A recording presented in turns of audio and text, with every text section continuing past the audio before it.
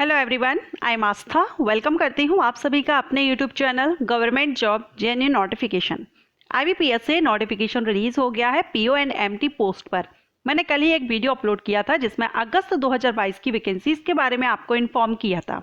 उसमें मैंने आपको IBPS PO पोस्ट के लिए भी वैकेंसीज आने वाली हैं अगस्त में, इसके बारे में आपको बताया था। सो फाइनली इसका नोटिफिकेशन कल ही इवनिंग में रिलीज कर दिया गया है। IBPS के द्वारा जो आप ये भर्ती आती हैं ये बैंक के लिए रहती हैं। टोटल वैकेंसीज 6432 हैं। 6432 वैकेंसीज है। ऑल इंडिया से male and female candidate apply कर सकते हैं। PWD कैंडिडेट भी इसमें अप्लाई कर सकते हैं। क्वालिफिकेशन क्या है, एज लिमिट क्या है, important dates, examination centre, participating wings कौन कौन सी रहेंगी, cut off date, negative marking, interview and documents कौन कौन से रिक्वायर्ड हैं, ये सारे पॉइंट्स मैं आपके इस वीडियो में क्लियर करूंगी। एग्जामिनेशन फीस भी क्या रहेगी आपको, ये भी मैं आपको बताऊंगी। बैंक की जॉब है, PO की पोस्ट है, अच्छी पोस्ट है, काफ़ी अच्छी सैलरी भी इस पोस्ट पर रहती है। वैकेंसीज भी काफ़ी अच्छी है। अगर आप इसके लिए एलिजिबल हो तो अप्लाई जरूर कीजिएगा। चलिए इसका नोटिफिकेशन हम देख लेते हैं। सो ये रहा इसका notification. Institute of banking personal selection, यहाँ पर आपका जो सिलेक्शन प्रोसीजर है मैं आपको बता दूं। Online examination, mains examination and interview आपका इसमें रहेगा। तो सबसे पहले हम बात करेंगे participating banks and important dates की। पार्टिसिपेटिंग बैंक्स में है bank of Baroda, bank of India, bank of Maharashtra, Canara bank, central bank of India, Indian bank, Indian overseas bank, Punjab national bank, Punjab and Sindh bank, UCO bank, union bank of India. ये banks हैं। अगर आप ये जो examination है आप ये देते हैं और क्लियर कर लेते हैं तो इन बैंक्स में से आप जिसमें भी ज्वाइनिंग चाहते हैं किसी एक में आपको ज्वाइनिंग मिल जाएगी। आप PO की पोस्ट पर भर्ती हो सकते हैं। इंपॉर्टेंट डेट देखेंगे तो 2 अगस्त से इसके ऑनलाइन एप्लीकेशन स्टार्ट है, यानी आज से इसके ऑनलाइन एप्लीकेशन स्टार्ट हो गए हैं। लास्ट डेट रहेगी 22 अगस्त 2022। फी पेमेंट की भी सेम डेट है, 2 अगस्त से लेकर के 22 अगस्त 2022 तक आप इसमें फी भी पे कर सकेंगे। कॉल लेटर डाउनलोडिंग जो प्री एग्जामिनेशन का रहेगा वो अक्टूबर 2022 में रहेगा और अक्टूबर 2022 में ही आपका प्री एग्जामिनेशन होगा। इसके बाद आपका रिजल्ट प्री का डिक्लेयर किया जाएगा नवंबर में। मेंस एग्जाम का जो कॉल लेटर है वो भी आप नवंबर में ही डाउनलोड कर सकेंगे और नवंबर 2022 में ही आपका मेंस एग्जाम होगा। इसका जो रिजल्ट रहेगा मेंस एग्जाम का वो दिसंबर में डिक्लेयर किया जाएगा और इसको क्लियर कर लेते हैं अगर आप, देन आपका होगा इंटरव्यू और इंटरव्यू आपका जनवरी या फरवरी 2023 में रहेगा। प्रोविजनल अलॉटमेंट जो है वो अप्रैल 2023 तक हो जाएगा। ओके, सो ये सारी इंपॉर्टेंट डेट्स थी। चलिए अब हम बात करते हैं यहाँ पर एलिजिबिलिटी क्राइटेरिया को लेकर के। तो इंडियन सिटीजन इसमें अप्लाई करते हैं। ऑल इंडिया से कैंडिडेट किसी भी स्टेट से बिलोंग करते हो आप अप्लाई कर सकते हैं। एज आपकी 1 अगस्त 2022 के बेस पर देखी जाएगी। Minimum 20, maximum 30। ये जनरल कैंडिडेट के लिए है। अगर आप रिजर्व कैटेगरी से बिलोंग करते हैं तो रिलैक्सेशन मिलेगा। बर्थ डेट आपका 2 अगस्त 1992 से लेकर के 1 अगस्त 2002 के बीच में होना चाहिए और ये दोनों डेट भी इंक्लूड रहेंगी। अगर इन दोनों डेट में भी आपका बर्थ है तो भी आप इसमें अप्लाई कर सकते हैं। रिजर्व कैटेगरीज को बिलोंग करते हैं तो रिलैक्सेशन आपको मिलेगा। SC ST कैंडिडेट को 5 ईयर्स का, OBC कैंडिडेट जो नॉन क्रीमी लेयर्स हैं 3 ईयर का, PWD कैंडिडेट को 10 ईयर्स का, एक्स सर्विसमैन को 5 ईयर्स का। इसके बाद हम यहाँ पर नेक्स्ट देख लेते हैं एजुकेशन क्वालिफिकेशन। तो एनी ग्रेजुएट कैंडिडेट इसमें अप्लाई कर सकते हैं। किसी भी डिसिप्लिन में किसी भी सब्जेक्ट से आपने अपना ग्रेजुएशन कंप्लीट किया है।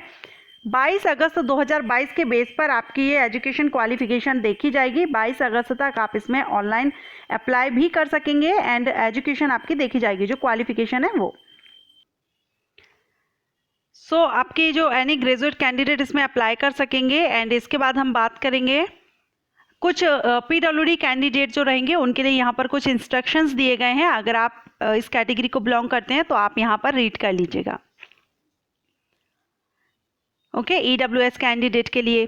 चलिए अब यहाँ पर हम देखेंगे इसका सिलेक्शन प्रोसीजर क्या रहता है। तो ऑनलाइन एग्जामिनेशन होता है इसमें और आपका फर्स्ट होगा प्री एग्जामिनेशन जिसमें English language, quantitative aptitude and reasoning ability से क्वेश्चन आते हैं। इंग्लिश लैंग्वेज से 30 question 30 marks, quantitative aptitude and reasoning ability से 35 क्वेश्चन 35 मार्क्स के आएंगे। मींस आपका जो प्री एग्जामिनेशन होगा 100 क्वेश्चन 100 मार्क्स का रहेगा। इंग्लिश लैंग्वेज का जो एग्जाम होगा वो आप सिर्फ इंग्लिश लैंग्वेज में ही दे सकेंगे। अदर जो सब्जेक्ट्स हैं या पार्ट्स हैं इनको आप हिंदी और इंग्लिश दोनों में से किसी भी एक लैंग्वेज में आप ये एग्जाम दे सकते हैं। 60 मिनट की आपको टाइमिंग दी जाएगी, मींस 1 घंटे का आपको यहाँ पर टाइम दिया जाएगा। प्री एग्जामिनेशन क्वालिफाई करने के बाद आप मेंस एग्जाम के लिए एलिजिबल होते हैं। आपको कॉल लेटर आता है, मेंस एग्जाम का अलग से आएगा। इसमें आपका रीजनिंग एंड कंप्यूटर एप्टीट्यूड से 45 क्वेश्चन 60 मार्क्स के, जनरल इकोनॉमिक बैंकिंग अवेयरनेस के 40 क्वेश्चन 40 मार्क्स, इंग्लिश लैंग्वेज के 35 question 40 marks, data analyst and interpretation से 35 क्वेश्चन 60 मार्क्स के, यानी 155 टोटल क्वेश्चंस रहेंगे, 200 मार्क्स के रहेंगे। लैंग्वेज आपकी हिंदी और इंग्लिश में से जो भी आपका मीडियम है उसमें आप ये एग्जाम दे सकते हैं, लेकिन इंग्लिश का जो टेस्ट होगा, एग्जाम होगा, वो आपका ओनली इंग्लिश लैंग्वेज में रहेगा। 3 घंटे की टाइमिंग आपको इसमें दी जाती है। अब इसको क्लियर करने के बाद मेंस में आपके 2 एग्जाम होते हैं, एक तो ऑब्जेक्टिव टाइप हो गया और सेकेंड आपका होगा डिस्क्रिप्टिव टाइप, जो कि इंग्लिश लैंग्वेज में ही होता है और इसमें आपको लेटर राइटिंग एंड ऐसे कर लिखना होता है। 2 टोटल क्वेश्चंस रहते हैं, 25 मार्क्स का ये रहता है और सिर्फ आपको इंग्लिश लैंग्वेज में ही ये लिखना होता है, हिंदी में आप इसको नहीं करेंगे। डिस्क्रिप्टिव पेपर 30 मिनट का आपको इसमें टाइमिंग दिया जाता है। इसके बाद आपका होता है इंटरव्यू। सो ये आपका सिलेक्शन प्रोसीजर है। एग्जामिनेशन सेंटर हम देखेंगे, एग्जामिनेशन सेंटर कहाँ पर रहता है। वैसे ऑल इंडिया में इसके एग्जामिनेशन सेंटर रहते हैं। सो ऑल इंडिया में कहाँ इंटरव्यू जो आपका होगा, ये आपका जनवरी या फरवरी में होगा और इसमें आपके जो क्वालिफाइंग मार्क्स आप देख रहे हैं, टोटल जो मार्किंग रहेगी इंटरव्यू की वो 100 रहेगी। 100 मार्क का आपका ये इंटरव्यू होता है और इसमें अगर हम क्वालिफाइंग मार्क्स की बात करें तो 40% तो क्वालिफाइंग मार्क्स हैं अनरिजर्व कैंडिडेट के लिए और 35 हैं SC ST OBC PWBD candidate के लिए। ओके, टोटल 100 मार्क्स का ये आपका एग्जाम रहेगा। ये हमने इंटरव्यू देख लिया। अगर हम क्वालिफाइंग मार्क्स का इंटरव्यू में अगर देखें तो मैंने आपको यहाँ बता दिया है। अब हम बात करेंगे इसमें डॉक्यूमेंट्स की, कौन कौन से डॉक्यूमेंट्स रिक्वायर्ड रहते हैं। तो इंटरव्यू के टाइम पर आपको कौन कौन से डॉक्यूमेंट ले जाने हैं, original and self attested photocopies के साथ आपको पहुंचना है, जिसमें कि print out of valid interview call letter रहेगा, valid system generated print out of the online application जो आप अप्लाई कर रहे हैं इसका प्रिंट आउट आपको ले जाना होगा, proof of date of birth यानी 10th की जो मार्कशीट है आपकी जिसमें आपका बर्थ प्रूफ रहता है वो आपको ले जाना होगा, फोटो आइडेंटिटी प्रूफ ले जाना होगा, लेकिन फोटो आइडेंटिटी प्रूफ में आपका लर्निंग का अगर लाइसेंस है तो वो आपका यहाँ पर वैलिड नहीं रहेगा, लर्निंग वाला। ओके, चलिए नेक्स्ट यहाँ पर हम बात करेंगे, अगर आप जो कास्ट सर्टिफिकेट, आप SC ST कैंडिडेट हैं तो यहाँ पर आपका OBC कैंडिडेट है जो भी, तो उस हिसाब से आपके यहाँ पर कास्ट सर्टिफिकेट भी लगेगा और PWD कैंडिडेट हैं तो वहाँ पर आपको आपका सर्टिफिकेट देना होगा एंड एक्स सर्विसमैन कैंडिडेट को भी यहाँ पर सर्टिफिकेट देना होगा। सो ये डॉक्यूमेंट्स हैं जो आपको इंटरव्यू के टाइम पर ले जाना होगा, ओरिजिनल एंड फोटोकॉपीज। चलिए नेक्स्ट यहाँ पर हम बात करेंगे, अब ये है यहाँ पर आपको दिया गया है हाउ टू अप्लाई, यानी अप्लाई कैसे करना है। तो ऑनलाइन आपको अप्लाई करना होगा। अप्लाई करने के लिए आप IBPS की ऑफिशियल साइट से ही ऑनलाइन अप्लाई करेंगे। मैंने आपको बता दिया है, डिस्क्रिप्शन बॉक्स में मैंने लिंक दी है, वहाँ पर आप जाएंगे तो नोटिफिकेशन भी मिल जाएगा एंड अप्लाई करने के लिए भी लिंक आपको वहीं पर मिल जाएगा। सो आप ऑनलाइन अप्लाई कर सकेंगे। अब हम देख लेते हैं एप्लीकेशन फीस। तो यहाँ पर application fees SC ST candidate OBC candidate के लिए 175 रुपये है, PWD कैंडिडेट के लिए भी। इसके अलावा जो अदर कैटेगरी के कैंडिडेट है उनको 850 है। अब बात आती है क्या फीमेल कैंडिडेट के लिए कितनी एप्लीकेशन फीस रहेगी। तो फीमेल कैंडिडेट भी जिस कैटेगरी को बिलोंग करती हैं उसी कैटेगरी की फ़ी आपको यहाँ पर पे करनी होगी। सो 175 एंड 850 यहाँ पर एप्लीकेशन फीस रहेगी, ऑनलाइन आपको पे करना होगा।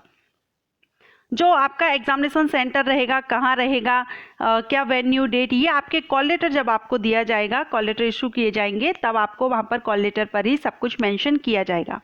ओके, अब देखते हैं हम एग्जामिनेशन सेंटर। तो ऑल इंडिया में इसके एग्जामिनेशन सेंटर रहेंगे, कहाँ कहाँ रहते हैं हम एक बार यहाँ पर क्लियर कर लेते हैं। तो यहाँ देखिए, पहले वैकेंसीज देख लीजिए कैटेगरीज वाइज ऑफ किस बैंक में कहाँ पर किस कैटेगरी के लिए कितनी वैकेंसीज हैं, पूरा यहाँ पर डिटेल दिया गया है। अनरिजर्व कैटेगरी के लिए टोटल वैकेंसी हैं 2596, EWS के लिए 616, OBC के लिए 1741, ST कैंडिडेट के लिए 483 और SC के लिए 996। टोटल यहाँ पर 6432 वैकेंसीज हैं। अब यहाँ पर एग्जामिनेशन सेंटर, तो pre examination and mains examination के लिए क्या एग्जामिनेशन सेंटर रहेंगे आप यहाँ देख रहे हैं। आप जिस भी स्टेट से बिलोंग करते हैं आपको आपके ही स्टेट में एग्जामिनेशन सेंटर मिल जाएगा। अगर हम बात करें यहाँ पर छत्तीसगढ़ की, तो प्री एग्जामिनेशन के लिए सेंटर रहेंगे बालोद, भिलाई, नगर, बिलासपुर, दुर्ग, रायपुर और मेंस एग्जाम के लिए सेंटर ओनली रायपुर में रहेगा। इसके बाद हम देख लेते हैं मध्य प्रदेश एंड उत्तर प्रदेश का। तो मध्य प्रदेश में प्री एग्जामिनेशन के लिए Bhopal, Gwalior, Indore, Jabalpur, Satna, Ujjain and mains exam के लिए सिर्फ 2 ही सेंटर रहेंगे एग्जामिनेशन सेंटर, एक तो भोपाल में और एक इंदौर में। उत्तर प्रदेश में है अगर आप, तो आगरा, अलीगढ़, बरेली ये आपके प्री एग्जामिनेशन के लिए है। Ghaziabad, Gonda, Gorakhpur, Kanpur, Lucknow, Mathura, Meerut, Moradabad, Muzaffarnagar, Noida, greater Noida, Prayagraj, Sitapur and Varanasi. और वहीं अगर हम मेंस एग्जाम की बात करें तो कानपुर, लखनऊ, मेरठ, प्रयागराज एंड वाराणसी आपके मेंस एग्जामिनेशन सेंटर रहेंगे।